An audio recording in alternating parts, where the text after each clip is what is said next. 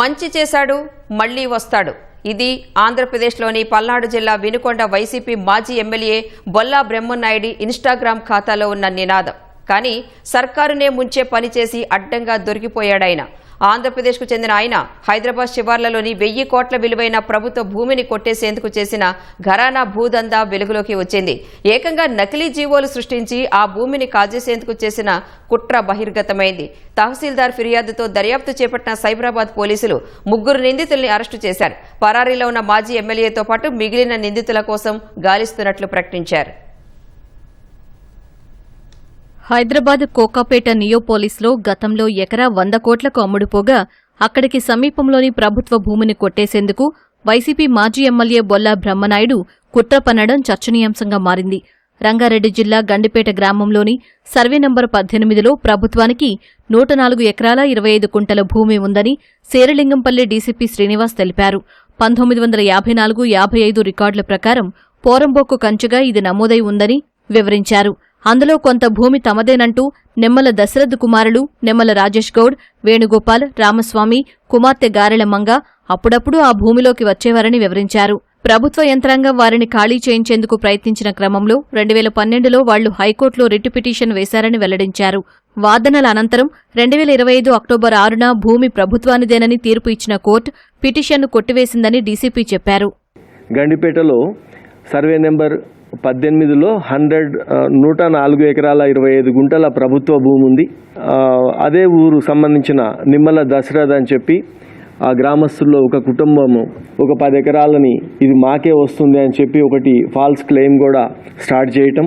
2012లో హైకోర్టులో ఒక writ petition కూడా ఫైల్ చేయడం జరిగింది. రిట్ పిటిషన్ పెండింగ్ ఉన్నప్పుడే ఈ నిమ్మల ఫ్యామిలీ సంబంధించిన వాళ్ళు రుద్రరాజు రామకృష్ణరాజు అని చెప్పి ఒక వ్యక్తికి అగ్రిమెంట్ చేయటం, ఆ వ్యక్తి దాన్ని ఫాలో అప్ చేస్తూ ఒక సునీల్ అనే ఒక వ్యక్తిని విజయవాడ నుంచి తీసుకొచ్చి ఆ భూమిలో ఒక రూమ్ కట్టించి అక్కడ పెట్టడం జరిగింది. ఆ రాజుకి అర్థమైంది ఇది గవర్నమెంట్ భూమి అని. అతను వదిలేసుకొని ఈ సునీల్ కాల్ చేసినా ఎవరు చేసినా కూడా రెస్పాండ్ కాలేదు. అప్పుడు నిమ్మల ఫ్యామిలీని ఆ సునీల్ దాంట్లో కంటిన్యూ చేస్తూ వచ్చారు. వెరీ రీసెంట్లీ అంటే 6/10/2025 లాస్ట్ ఇయర్ అక్టోబర్లో ఆ రిట్ పిటిషన్ని హైకోర్టు కొట్టివేస్తూ అది ప్రభుత్వ భూమిగానే పరిగణించింది. ఈ ఆర్డర్ తర్వాత రెవెన్యూ వాళ్ళు కూడా ఆ భూమిని దాంట్లో ఉన్న ఒక రూమ్ లాంటిది ఉంటే దాన్ని డిమాలిష్ చేసి ఆ సునీల్ పంపించడం జరిగింది. ఇల్లు కూల్చివేసి ఖాళీ చేయించినా ఆ భూమిపై కన్నేసిన నిందితులు కొన్ని రోజుల నుంచి ఆ సర్వే నంబర్లోని కొంత భూమిని ప్రభుత్వం 5గురికి ఇచ్చినట్లు వాట్సాప్ గ్రూప్లో ప్రచారం చేశారని డీసీపీ తెలిపారు. వీటిపై గండిపేట మండల తహసీల్దార్ నార్సింగి పోలీసులకు ఫిర్యాదు చేశారని చెప్పారు. దర్యాప్తు చేసిన పోలీసులు కోర్టు అనుమతితో నిమ్మల కుటుంబ సభ్యుల ఇళ్లలో సోదాలు చేశారని వివరించారు. కీలక డాక్యుమెంట్లు స్వాధీనం చేసుకున్నారని, వాటి ఆధారంగా వైసీపీ మాజీ ఎమ్మెల్యే బొల్లా బ్రహ్మనాయుడు పాత్రను గుర్తించినట్లు డీసీపీ వివరించారు. ఈ సర్వే నెంబర్ 18లో ఉన్న భూమిలో 9 ఎకరాల 28 గుంటల భూమిని ప్రభుత్వము ప్రైవేటు వ్యక్తులకి రెగ్యులరైజ్ చేసిందని ఒక 5 జీవోలు ఇచ్చినట్లుగా ఒక గ్రూప్లో క్రియేట్ చేశారు. కోర్టు నుంచి ఒక సెర్చ్ వారెంట్ తీసుకొని ఈ నిమ్మల వేణుగౌడ్ అండ్ రామస్వామి ఇంట్ల మీద చాలా ఫోర్స్ తీసుకొని వెళ్ళటము, అన్ని తరువుగా సెర్చ్ చేయడం జరిగింది. ఆ సెర్చ్లోనే గత సంవత్సరం అక్టోబర్ 30th రోజు నిమ్మల ఫ్యామిలీ వాళ్ళు బొల్లా రమేష్ అని చెప్పి అతని అడ్రస్ ఏమో కర్ణాటక చూపిస్తూ ఉంది ప్రస్తుతానికి.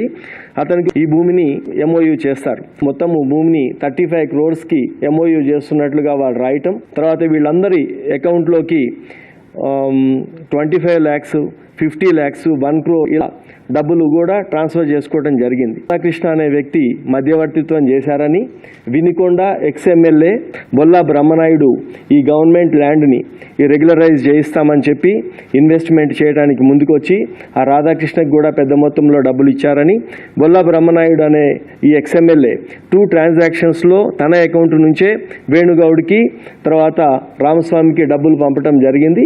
గండిపేటలోని ఈ భూమి విలువ కనీసం 1000 కోట్లుంటుందని డీసీపీ స్పష్టం చేశారు.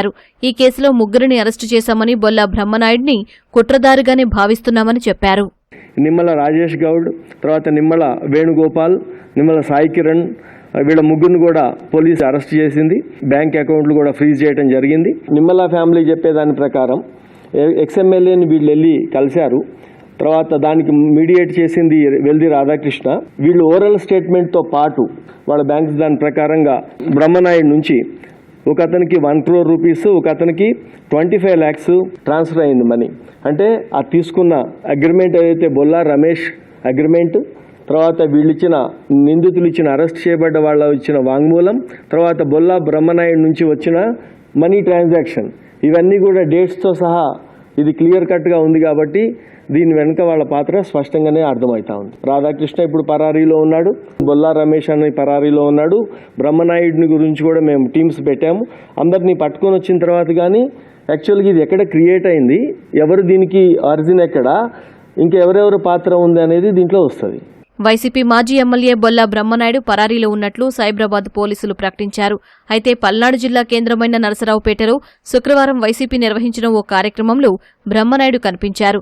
ఉదయం నుంచి సాయంత్రం వరకు వివిధ కార్యక్రమాల్లో అందరితో పాటు పాల్గొన్నారు. సైబరాబాద్ పోలీసులు బ్రహ్మనాయుడు పరారీలో ఉన్నట్లు ప్రకటించడం వెనుక ఆంతర్యం ఏమిటో అర్థం కావడం లేదు.